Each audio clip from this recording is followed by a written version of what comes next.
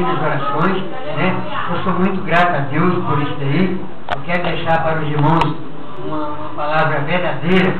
É o seguinte, em todas as minhas orações eu lembro de cada um, porque eu sei que cada um de vocês lembraram de mim no momento em que eu estava mais necessitado. Nesse momento do qual eu estou falando aqui, do qual, né, pastor e dentre outras pessoas me excederam de me buscar e está me ajudando aí. Aleluia! Deus está fazendo a obra muito grande na minha vida, eu não posso negar isso aí. Portas de emprego foram abertas para mim, né? Mais uma vez ficou provado que o Senhor Jesus ele abre portas onde não há portas, né? A gente tem que se apegar a Ele, estar confiante, buscando, porque Ele está sempre nos honrando. Então, mais uma das vitórias também que aconteceram aqui, né? Também é cura divina, milagres, que foram acontecidos aqui nesse ministério. E eu e minha família tivemos a oportunidade, o privilégio de receber essas bênçãos, né?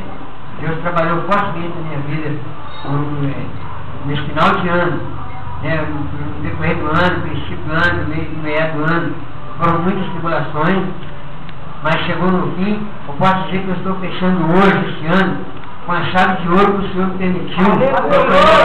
Chave de ouro que eu estou fechando com vitória, né?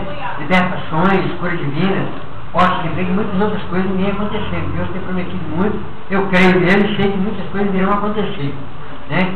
Eu gostaria de aproveitar a oportunidade para estar deixando uma mensagem aqui para a igreja, para nós fecharmos esse ano com alegria, né? Porque Deus é maravilhoso. Meu filho teve enfermo, foi liberto de enfermidade, está aí, ó, honrando e louvando o nome do Senhor Jesus, com muita, às vezes com algumas travessuras, mas peraltíssimo, mas de vez em quando ele está ali, ó, louvando, e isso me alegra muito, porque o Senhor Jesus, ele tem uma promessa muito grande, não só na minha vida, quanto na sua, na vida desse filho meu, quanto na vida de todas as crianças aqui.